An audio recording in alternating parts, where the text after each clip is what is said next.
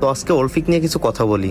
Guys, মনে পড়ে যখন আমাদের ওল্ড পিকটা ছিল তখন আমরা ওল্ড পিকটাকে কতটা অবহেলা করতাম। আমরা সেখানে ঠিকমতো ল্যান্ডিং করতাম না, আর যদিও বা ল্যান্ডিং করতাম তাহলে হাতে গোনা 2 থেকে 5 জন সেখানে ল্যান্ডিং করতাম।